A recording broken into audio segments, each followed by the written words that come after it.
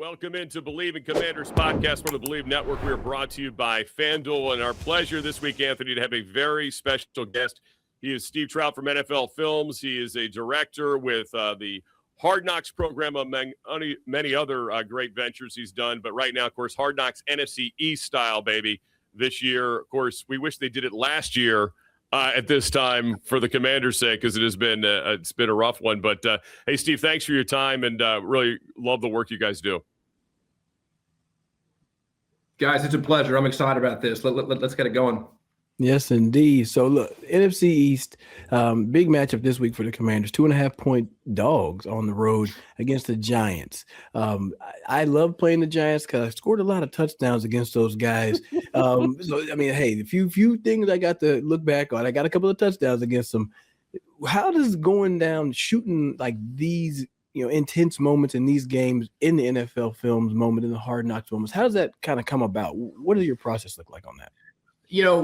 Hard Knocks has gone through a lot of iterations. So we started with Hard Knocks August back in 2001, and we did that for 20 or so years. And then we tried All or Nothing for a while, which was full season embedment with the team, but it aired in May. And then about 3 or 4 years ago, we hit the Holy Grail, which even Steve Sable used to say was what we needed to try and do is dive in with the team and have it air almost live, have it air concurrently, have that fast turn, that quick turn show. That was about 3 or 4 years ago. We did a couple teams, 3 teams in a 1-team model. And then finally, after about a year or two of talking about it, how do we do a division? And so, Anthony, we started last year with the AFC North. And that's the sweet spot, because I think, to your question, that lets us get into a lot of really fascinating game planning on the football side, like you're talking about Commanders Giants this week, where we'll be with both teams as they get ready to play each other. So there's a layer that we're peeling back there in a game that doesn't have a lot of stakes on the field. Okay, would we prefer that? Sure. But even though that it doesn't, we're going to get you layers of that, both from the football side and the human side, that I don't think any other show can do. So it's a fascinating multi-layer process that we're trying to uncover. I got to think, for an efficiency standpoint, these couple weeks coming up are great, right? You got Commanders and Eagles next week. You got Commanders and Cowboys here, like you said, this week, Commanders and Giants. So it's like a 2-for-1 in terms of the game portion of it. That's got to make your guys' life a little bit easier. And when the teams are scattershot, you got 4 separate games, so to speak. Yeah, first 2 episodes we did. First episode we had 4 games. Second episode, Giants were on a bye, so we had 3 games. So yes, it does lessen the logistical lift for us. But look, I think I told you off air, I'm born and raised in Northern Virginia, and I was taken home from the hospital in a Redskins onesie, and I'm wearing Commander's shoes now that my kids got me for Christmas last year, before the show was even decided on. So I'm a fan too. And there's a way that, if you, in a very weird way, the Commanders, if I'm right, can finish 5-1 in the East. If they win out and I think they finished 7-11, and 5 of those wins could be division wins. So there's still something, and I think that's a pride thing. This is a tough division. And although they're not playing for the team goals they had in August, I think there's something really cool about that. And to end with 4 games against the teams you hate, that's a fun adventure to dive into. Yeah, it's definitely going to be a unique way to tell the story. And I know I'm here. I grew up in Dallas. And then when I moved to Washington, see, that's exactly how y'all treated me when I made it there. Because it was like, hey, I'm from Dallas. And they're like, ooh, I don't know if you can be on this team. I was like, for real? And then it took me about half a season in the Dougie to get on the good graces of the Redskins fans. But having been, a fan of it, now, what does it feel like? What does it mean to you to be able to tell the story of this team, like right now, especially at this part of the season, transitioning into Jayden Daniels? You may be getting, you're getting like the great stuff of the beginning of a great comeback, essentially. I'm going to manifest that for him. How does that feel for you from that standpoint? It's crazy because I've been at Films 21 years, and I started directing shows like Films in 2009. So I've always thought, oh my God, what if we did my team? What if we did the Commanders? What if we did? And so to do this and to dive into this is this labor of love, where it's not this transactional job for me anymore. I love doing it. And I've gotten to know a lot of the guys, and I've known DQ for a while, and a lot of people. I've known Cliff for a long time. So anytime you combine what I've got to do as a professional with what my fandom, my heart fandom does, I think it deepens my commitment to it. Not that I wasn't before, but yeah, you want to see them succeed. And so we want to tell the right story. We're not going to Mickey Mouse the operation. We're not going to not tell a part of it, but I love the act of is Jayden playing this week? No. Is his comeback going to be, slower than people thought? Fine. But let's tell the story of that, or let's tell through Marcus's eyes. Let's tell through, I don't want to spoil what's coming up in episode 3, but that's such a fun challenge to tell the story of this when I have deeper layers of commitment to it. Well, we're here with Steve Trout, NFL Films, and we were talking before we got on the air. Last week's episode, I mean, if you're a Commanders fan, man, it pulls at your heartstrings. Heck, if you're an Eagles fan, if you're a person, it tears at your heartstrings. I mean, you know this because you live in this world. You're up close to guys in locker rooms. Anthony lived the life. I've covered the sport. I mean, these are people too. They have families. They're not just robots that go out there and play football on the weekends. And you guys did a big run up on Zach Ertz, and it was very interesting, seeing Zach, and he's had a great career.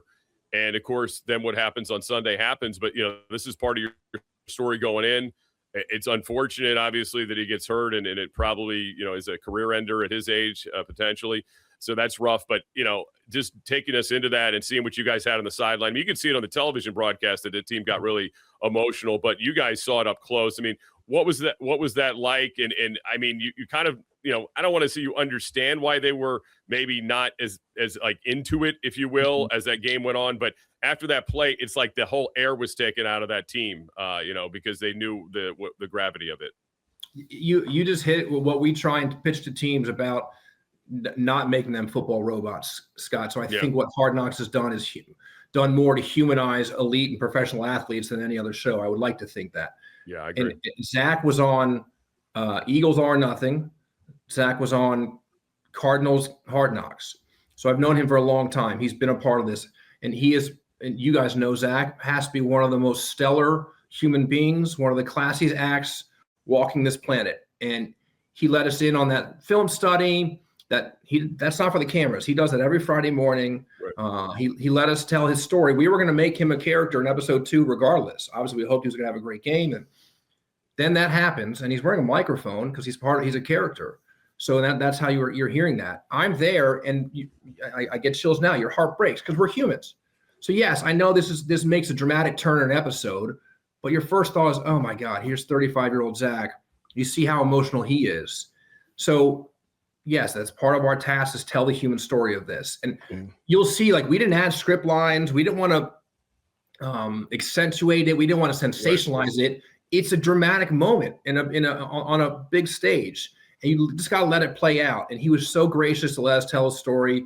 And the hope is that this won't be the end of him in Hard Knocks. But man, you never, and Jayden too. Jayden, had to leave early. You just don't want that as a human. But that's to the Commanders, to their transparency. We're still going to tell the story of the game. We have to. That's part of our task. But from a human point of view, it's heartbreaking. Yeah. I know I've asked the question in the past, like, would you want Hard Knocks to be at your training camp? Right. I've always said no. And it's nothing against you, Steve. I didn't know you personally. It's because generally you pick that one guy who's this, 53rd and a half player. He's probably going to get cut. Got a hell of a story. I got a hell of a story. But pitching for myself now, I'm going to be at a couple of games here in a couple of weeks. So I could be on Hard Knocks this time because I can't get cut. Right, I'll be at the Philly game and at the game against Dallas, but ultimately, so you wear a mic for us? Come on, let's do it. Let's do it. My biggest question is, how do you go about picking your characters? Like, how do you go about choosing who you want to go with? The biggest, obviously, the difference with August is the stakes are who's going to make the team. The stakes in the in-season is just the game stakes, and so how the season goes. And as much as we think about it ahead of time, we've tried in the years past, we try and figure out who's going to be in episode 1 in like October or September. You can't. Steve Sable had a great expression, which I copy and steal all the time. He said, documentary filmmaking, especially in this world, is like building an airplane in flight. So it's going to take off, and you got to get on that baby and ride it. And then we never thought that Zach would go down in the second week of our show. We never thought that, Jayden may not be playing. So it's almost like every week, whatever twist and turn of that flight is, that's how we determine what stories we're going to tell. And now with 4 teams, you got to balance. There are it's 4 big characters, obviously the 4 teams: Cowboys, Commanders, Eagles, and Giants. Then underneath that, how are you going to tell each one of their stories? I think what goes back to that sweet spot is no longer do we need a team to fill 53 minutes of time. It's a lot less ask of the team that they know that, okay, there's 4 teams going through the exact same thing. So we shoot more than what gets out there. I would love to have more, of any of these teams, because there are deeper stories to tell, but you've got to also make it balanced. So to answer your question, which I'm not really answering, we really don't know until that week. Like we know now who we want to focus on for the 3rd episode. I'm not going to tell you now. Yeah, y'all better tune in and tap in. I'll say I have to give a hat tip to my wife. Trout. My wife does a show. She covers the Mavericks, and it's Mavs Insider, and it's done weekly. So she's very much having to just follow the season as it goes, and then change the stories based on that. So I totally feel that. That's why I asked that question. She'll listen later. Brownie points for me on that one. He's not going to listen. Steve Trout's with us, NFL Films, talking about Hard Knocks. I got to ask you, since the Giants are in front of us, one of my favorite Hard Knocks, and I'm guessing it's probably hard to get a team to agree to it ever again because of what happened. The Hard Knocks offseason leading up to the New York Giants free agency and draft, obviously, with the Saquon Barkley thing and, all the quotes that have been made memes and, like little clips with, I'm not going to sleep at night if Saquon ends up in division, these type of things. It was beautiful because it all played out. I mean, what you guys got, the Giants transparency, probably, I don't know if there's any regrets there, but it was great. But obviously I didn't see one of those this year. Was that because it was hard to find a participant because of this one? Maybe, I don't know, made people feel like they look bad. I mean, I don't know. Can you kind of go through that with us, why we didn't see one this year? Well, every year we go through that was a new thing. So every year we try and figure out what shows we're going to do and what makes the most sense. And so it didn't make the most sense to have it in 25. I don't think it's the last time we'll see it. No. And the Giants, talk about another classy organization. They were transparent as can be. Said, yes, we have nothing to hide. Come tell our story. And again, we all look back at this through hindsight. Had Saquon had a subpar year and was played somewhere else, they would look like geniuses. So, part of me feel bad for them because it is through hindsight. But all you can want is the trust in these teams to let us tell their story, and they did that. I know, is it the last time we'll see it? Probably not. I can't predict the future. It wasn't a purposeful thing to say, okay, let's not do one this year to give it a break. Okay. We'll kind of January, February after Super Bowl, kind of figure out the landscape of the year and what makes the most sense. I did think it was a fascinating look at that side of football, to be up on the personnel floor, if you will, and see how that's run. But we're always looking for different things. We didn't know about the Hard Knocks division model, 24 months ago or 18 months ago. So you never know what might come up. I'll say the personnel side one is totally different because in the locker room, you don't even get to see that, right? Yeah. Personnel room and floor to ceiling dry erase board, name after name after name on other teams, right? So if you think you're safe, it's like, I got 15 other guys we're willing to go and get if you happen to slip up. Here's my last one for you is, what's your all-time favorite Hard Knocks moment? Oh, man. I think back, I had the pleasure of working with Chad Johnson in 2009, and that was Kiss the Baby and Child Please year. And I did those first interviews sitting on the bleachers at Georgetown College where they had training camp. And the second he said, I'm like, oh, this is good. And I feel like that year, Hard Knocks turned the corner from like niche viewing. If you're a really huge fan, you knew about Hard Knocks from like 2001 to 8. Yeah. That turned the corner. And then Rex the next year, let's go get a GD snack. Yeah. I was there for that. And seeing Rex and having Hard Knocks in the Big Apple and Times Square billboards, I think that launched it into a different arena. Those two are going to be hard to beat. spending a year with Larry Fitzgerald with the Cardinals in season he's one of my favorite human beings on the planet, and getting to, who's also very private. And being with him day after day in the locker room, asking, can we wire? He never wore a wire ever in his career, but then we finally convinced him to wear one wire in practice. The only time we wear a wire, and he told me afterwards, he's like, yeah, it would have been cool to have a game wire to show my kids and my grandkids. That's what's up. That's when you ask that, I think really to relationships that come out of things like this, and knowing Zach for now 3 of these, knowing him for, we did a shoot with him and Julie at a Philadelphia grocery store before they had kids in Thanksgiving of whatever that was, 19. And now to think where he is in his career and his family, and knowing Rex and Chad now, I think it's more, I know it's a cheesy answer, Anthony, but I would think it's more relationships than it is moments. But you can, the ones you can see on YouTube of Child Please and Kiss the Baby and the snack comment, that'll probably be on my tombstone. I like it. Those are real answers right there. It's real. They are real answers. Well, we love watching it. I mean, I can't get enough of it. My wife, oh, you're going to watch this again. She'll sit there and be quiet and watch it with me, Can't believe we're watching. Oh, okay. And then, she gets into it. She's an Eagles fan, so she doesn't want to see anything behind the scenes this year. You can understand that. But anyway, it's been awesome, Steve. We appreciate your time. NFL Films is the best, man. You guys are so great. And I'm not just saying that because you're on the show. I really do think it's the best. Guys. Sorry. Scott, how'd you let your wife be an Eagles fan? And then 2, go do an international game, Hard Knocks International. There you go.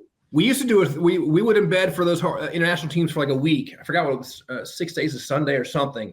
But again, that could be a new idea where it's a different thing, where it's Hard Knocks in the Commanders are going in 26. So I'm just trying to get you a trip. I'm just trying to hook you up, Steve.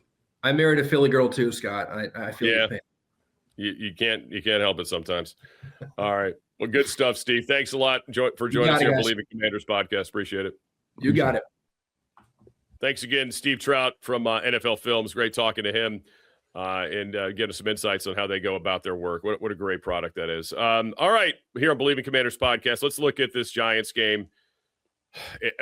8 losses straight for the Commanders, 7 for the Giants. There's some draft implications in this one. No Jayden Daniels, Anthony. Seems like the Commanders are being very precautious because he's still practicing, right? He's doing team drills or individual drills, excuse me. You could see him, I think it was on Wednesday, they were kind of swatting at his arm a little bit on the side field when he was going through and he was in his full uniform. So, I don't know if it's so much as a re-aggravation of the injury or, all right, let's just give this another week to breathe, to make sure he's 100, and then we'll evaluate going into a Philly game, which is, going to be on a short week because you're playing on a Saturday. So that'll be interesting. I'm still hopeful. I know you and I have had some disagreements on this year. I'm still hopeful we do get to see him in some games before the year's over, and actual games he can finish and put some good tape out there and some things we're like, oh, wow, man, this is what we've been missing all year. Well, starting on that point, when you talk about him playing games, he hadn't played more than 3 straight.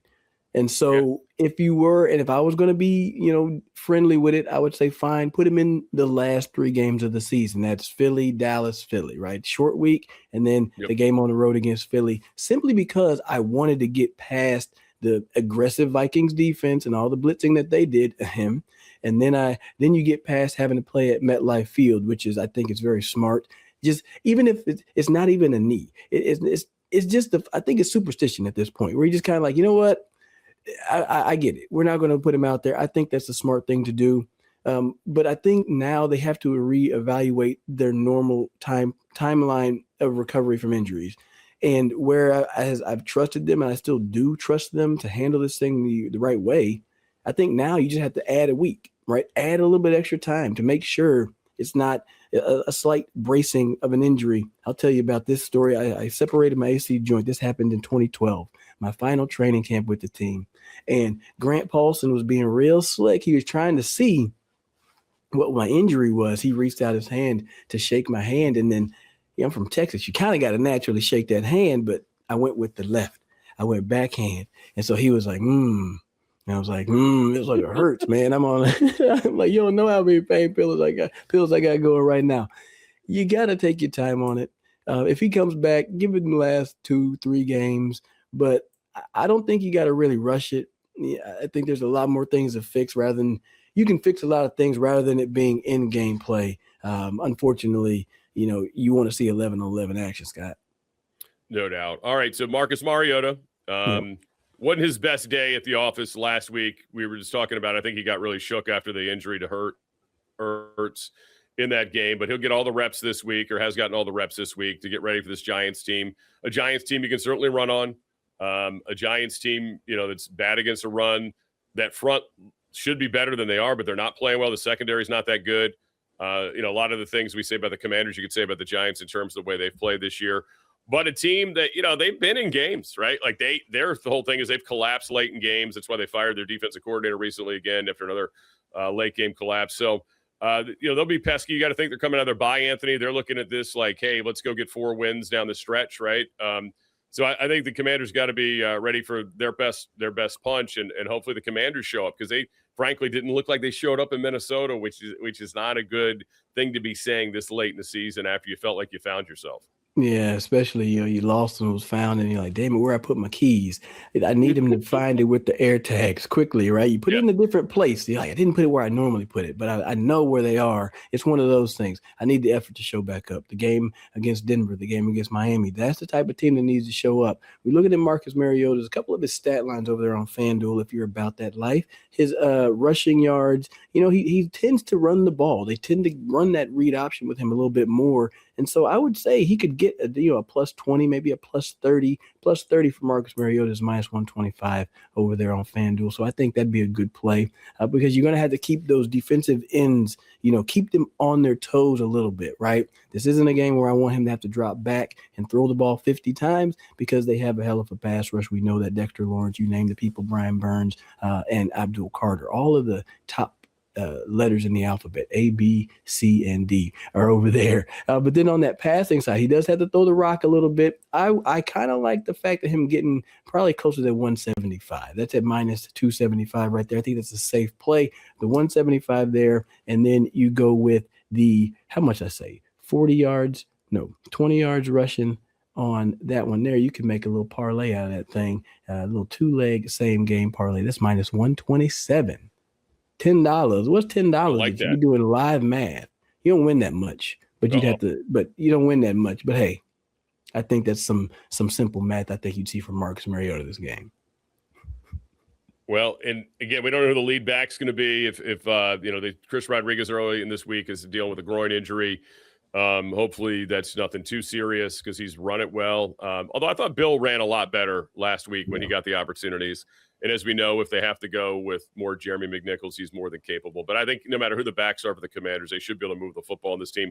I'd like to see them, get some opportunities with this full staff of wide receivers. Obviously Terry, let's get some plays for Terry in this game.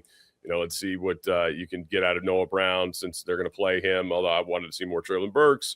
And then Debo, like every week's an evaluation on Debo, right? Like what's his value going to be? He's got to be thinking about that. He's going to be a free agent and what the Commanders may want to keep him at if assuming they want to, try to keep him around.